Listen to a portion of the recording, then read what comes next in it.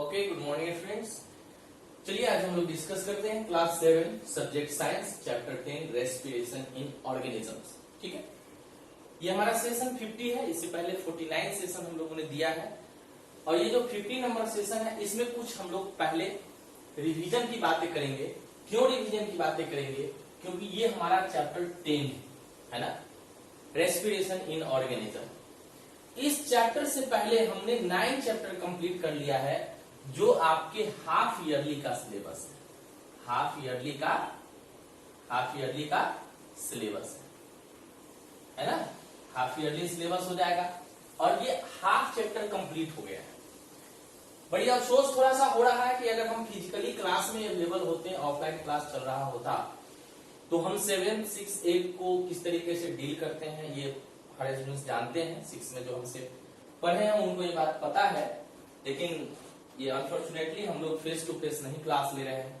But even so आप अगर मेरे हर जितने भी वीडियो आपको जा रहे हैं, इन सभी वीडियो का आप नोट्स अगर प्रॉपर बना के रखे हैं तो 7th का साइंस आपको कहीं से इनकम्प्लीट नहीं होगा, है ना।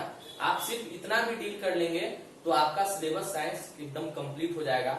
और यहाँ पे सिर्फ आपके बुक्स की ही बातें नहीं होती है, कुछ एडिशनल क्वेश्चन भी होते हैं जो चैप्टर में है और उससे कैसे तोड़ मरोड़ के क्वेश्चन बनाए जाते हैं, ये क्वेश्चन भी बनाने का तरीका मैं आपको बताता हूँ। आज हम लोग 7th के चैप्टर 10 स्टार्ट करने से पहले एक बात आपको बताऊंगा कि अभी तक हम लोग जो 9 चैप्टर स्टार्ट किए हैं उसमें पहला जो चैप्टर हमारा है वो है न्यूट्रिशन इन प्लांट। ठीक है, दूसरा चैप्टर है हमारा nutrition in animals. Okay, plants and animals. Third chapter जो हमारा था वो था फाइबर टू फैब्रिक्स।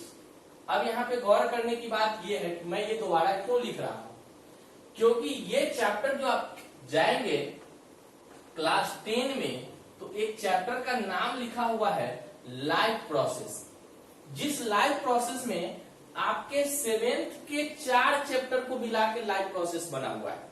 और जितने भी बायोलॉजी का चैप्टर है उसमें से पूरे 40% अकेले लाइफ प्रोसेस है, 60% में 5 चैप्टर है और 40% में अकेले लाइफ प्रोसेस है ना। तो आप समझ सकते हैं कि इसका 40% वेटेज और बाकी चैप्टर का 12% से लेकर के 14% तक के वेटेज होता है। तो पहला जो चैप्टर है वो है न्यूट्रिशन चैप्टर। इसमें अगर आप देखेंगे तो पहला न्यूट्रिशन चैप्टर है और न्यूट्रिशन किसका है तो प्लांट एंड एनिमल का है। दैट मीन्स ये दोनों टॉपिक हम पढ़ चुके हैं। ठीक है, तीसरा चैप्टर हमने फाइबर एंड फैब्रिक्स पढ़ा। फोर्थ चैप्टर अगर देखा जाए तो इसमें हमने हीट पढ़ा था, है ना, जिसमें डिग्री सेल्सियस, फारेनहाइट, केल्विन को कन्वर्ट करने का बताया था। वो क्वेश्चन भी आपको 9 के केमिस्ट्री में देखने को मिलेगा जो मैंने 7th में बनाया है। एग्जामिनेशन में बहुत सारे स्टूडेंट्स बनाए भी है, क्वेश्चन सॉल्व भी किया है, बहुत अच्छी बात है।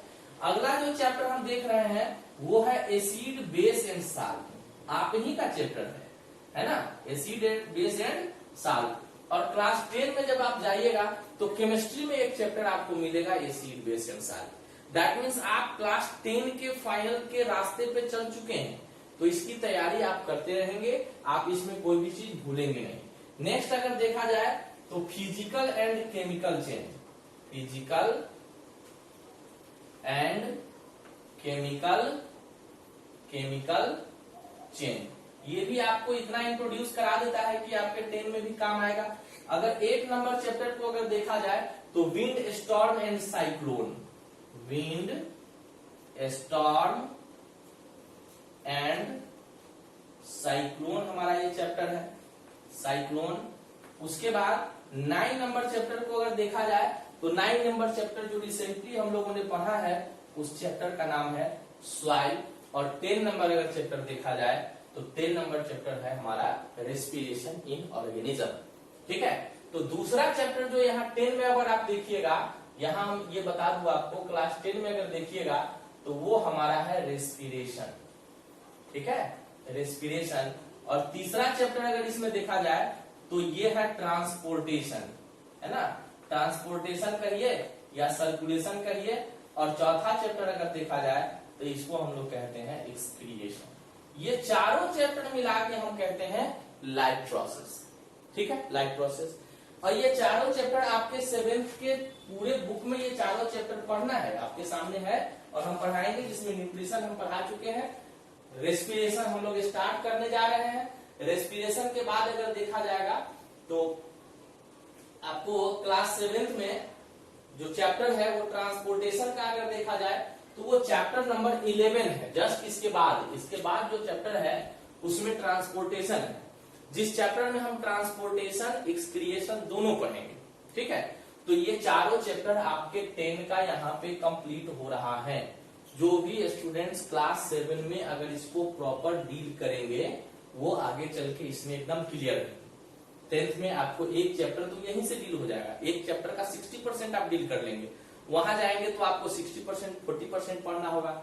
वहां जाने के बाद आपको क्या होता है, सबसे पहले हम लोग प्लांट का पढ़ते हैं, प्लांट के बाद स्मॉल ऑर्गेनिज्म का पढ़ते हैं, स्मॉल ऑर्गेनिज्म के बाद कॉम्प्लेक्स एनिमल का पढ़ते हैं जिसमें ह्यूमन आ जाते हैं, कॉम्प्लेक्स ऑर्गेनिज्म का पढ़ते हैं जिसमें ह्यूमन आ जाता है।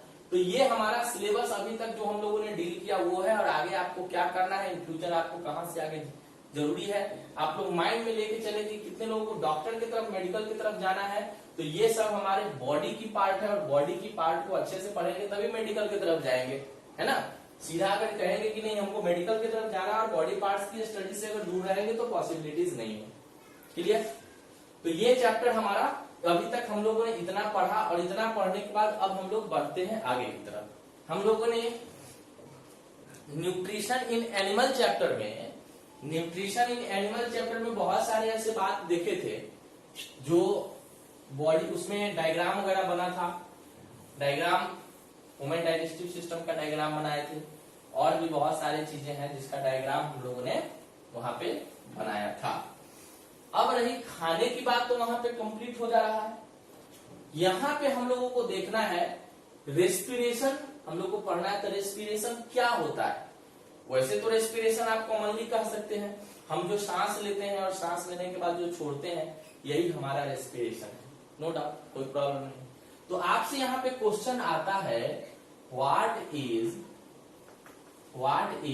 रेस्पिरेशन। सबसे पहला क्वेश्चन है ना, सबसे पहला क्वेश्चन व्हाट इज रेस्पिरेशन। ठीक है, तो यहाँ पे हम लिख सकते हैं the process by which oxygen is taken, oxygen को ही हम O2 लिखते हैं, ऑक्सीजन इज टेकन, ठीक है, oxygen is taken and used, क्यों यूज करते हैं, तो टू प्रोड्यूस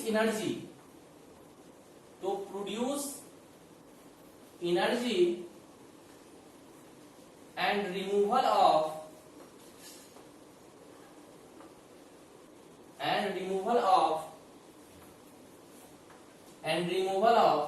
CO2 यानी carbon dioxide,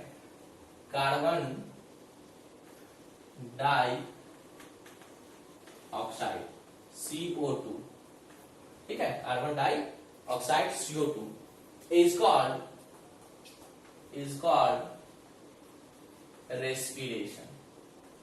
Okay, is called respiration. यानी सांस लेना और सांस लेने छोड़ने की जो प्रोसेस है वही हमारे लिए रेस्पिरेशन कहलाता है। अब यहाँ पे बातें आती है कि रेस्पिरेशन सिर्फ लेने और छोड़ने की ही बातें नहीं है ना। ये दो तरह के होते हैं। अगर इसके टाइप देखा जाए तो एक्सटर्नल, एक नंबर एक्सटर्नल एंड दूसरा नंबर इंटरनल, ठीक है, एक्सटर्नल रेस्पिरेशन और internal respiration. Okay, external respiration, internal respiration, क्या हो गया, external respiration, internal respiration. External respiration actually में क्या होता है कि इसको हम लोग ब्रीदिंग कहते हैं। क्या कहते हैं, इसको हम लोग ब्रीदिंग कहते हैं, सांस लेना और सांस छोड़ना। ये सीधे लंग्स तक गया और लंग्स से वापस आ गया, ये हमारे लिए एक्सटर्नल रेस्पिरेशन है। और ये कहां से कहां तक होगा, तो नॉस्ट्रिल से लेके नॉस्ट्रिल से लंग्स तक होगा, नॉस्ट्रिल से लंग्स तक होगा। ठीक है, अब इंटरनल रेस्पिरेशन को हम एक और रेस्पिरेशन कह सकते हैं जिसका नाम हो सकता है सेलुलर रेस्पिरेशन। ठीक है, सेलुलर रेस्पिरेशन। तो सेलुलर रेस्पिरेशन होगा कहां, तो सेल में होगा, सेल में होगा, है ना। और इसमें कैसे, सेल में अगर देखा जाए तो सेल में होते हैं बहुत सारे माइटोकॉन्ड्रिया, माइटोकॉन्ड्रिया होता है ना, माइटोकॉन्ड्रिया। जैसे आप एग्जांपल ले लीजिए कि ये हमारा सेल है, ये सेल है, अंडा आप लोग देखे होंगे, एक देखे होंगे, उसी तरह का सेल होता है, बीच में न्यूक्लियस या आउटर कवरिंग। इसमें बहुत सारे माइटोकॉन्ड्रिया है, तो इसमें जो पार्ट है इसको कहते हैं साइटोप्लाज्म, साइटोप्लाज्म। ठीक है, और इसी में बहुत सारे माइटोकॉन्ड्रिया है, इसमें बहुत सारे माइटोकॉन्ड्रिया है। ठीक है, तो माइटोकॉन्ड्रिया में सबसे पहले सेल क्या ऑक्सीजन क्या करता है, ऑक्सीजन और ग्लूकोज यहाँ जाएगा, सेल के अंदर जाएगा, और जाने के बाद ये ग्लूकोज क्या होगा, इसको पहले मिटा दूं, जरा मैं ऊपर लिखता हूं। ओके, रेस्पिरेशन का डेफिनेशन आप नोट करेंगे। ठीक है, अब यहां सेल के अंदर न्यूक्लियस हो गया, इसके अंदर एंट्री करेगा, क्या एंट्री करेगा, तो ग्लूकोज, है ना, ग्लूकोज। अब प्लस ये इंटरनल सेलुलर की बात कर रहे हैं, ग्लूकोज और क्या एंट्री करेगा, ऑक्सीजन, है ना, ऑक्सीजन। जब ये दोनों एंट्री करेगा तो ये क्या बनाएगा, ये क्या देगा, ये carbon dioxide, carbon dioxide plus water और प्लस एनर्जी देगा, एनर्जी देगा। एनर्जी किस रूप में देगा, तो एटीपी के रूप में देगा, एटीपी के रूप में देगा। अभी हम लोग एटीपी पे डिस्कस करेंगे। अब ग्लूकोज को फॉर्मूला हम लिख सकते हैं C6H12O6 प्लस O2, और जब ये रिएक्शन करेगा सेल के अंदर जाकर के, तो हम कह सकते हैं कि cellular respiration, site of cellular respiration, site of cellular respiration. Site कहने का मतलब ये होता कहां है, इसकी बात कर रहे हैं। साइट ऑफ सेलुलर रेस्पिरेशन की बात करें तो ये होगा माइटोकॉन्ड्रिया, माइटोकॉन्ड्रिया। ठीक है, माइटोकॉन्ड्रिया। माइटोकॉन्ड्रिया हमारा क्या है, प्लूरल वर्ड है। ठीक है, प्लूरल वर्ड है, इसका सिंगुलर वर्ड होता है माइटोकॉन्ड्रियोन। माइटोकॉन्ड्रियोन जो है प्लूरल वर्ड होता है, सॉरी सिंगुलर वर्ड होता है। ठीक है, तो यहां पे ग्लूकोज प्लस ऑक्सीजन दोनों मिलकर के बनाया क्या, CO2 plus H2O plus energy, है ना, एनर्जी। एनर्जी किस रूप में, तो एटीपी के रूप में। ठीक है, एटीपी के रूप में एनर्जी हमको मिलेगा। CO2 और कार्बन डाइऑक्साइड मिल गया और हमको एटीपी के रूप में एनर्जी मिल जाएगा। ठीक है, अब एटीपी के रूप में एनर्जी मिल गया। एटीपी को अब देखिए, ये ग्लूकोज कहां से आया, न्यूट्रिशन से, खाना से। इसीलिए मैंने पूरा चैप्टर को रिवाइज किया कि ये चीजें आया कहां से, तो न्यूट्रिशन से, है ना, डाइजेस्टिव सिस्टम जो हम लोगों ने पढ़ा था, जिसमें ग्लूकोज हम लोगों ने खाया। और ये चीज कहां से आया, तो रेस्पिरेशन से, है ना। तो दोनों एक दूसरे से इंटरेक्शन करता है, एक दूसरे के पूरक सप्लीमेंट्री होता है, दोनों साथ काम करते हैं। और यही CO2 प्लांट के लिए यूजफुल है और प्लांट का छोड़ा हुआ ऑक्सीजन मेरे लिए यूजफुल है। ठीक है, तो ये आ गया।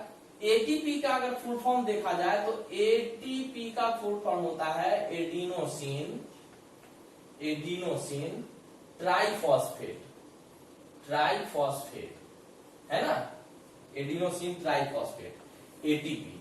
अब ये होता क्या है एटीपी, क्या हम समझेंगे क्या एडिनोसिन कैसा होता है। जैसे देखिए, हमारे देश को चलाने के लिए क्या चाहिए, तो रुपया चाहिए। अमेरिका को चलाने के लिए क्या चाहिए, डॉलर चाहिए, है ना, रूबल चाहिए, डॉलर चाहिए, माने हर तरह की करेंसी चलती है। करेंसी। तो अगर हमारा भी एक पूरी दुनिया है हमारा बॉडी, तो हमारे बॉडी को चलाने के लिए जो करेंसी चाहिए वही करेंसी है एटीपी। उसी करेंसी को हम कहते हैं एडिनोसिन ट्राइफॉस्फेट, यानी कि एटीपी वही हमारा कहता है। ठीक है, तो अब हम लोग इससे आगे इतना को कंप्लीट करिए, एक दिन में इतना ज्यादा होना ठीक नहीं है, इतना कंप्लीट करिए, फिर आगे हम लोग नेक्स्ट वीडियो में देखते हैं। ओके, 51 में नेक्स्ट देखेंगे। Thank you, goodbye, take care.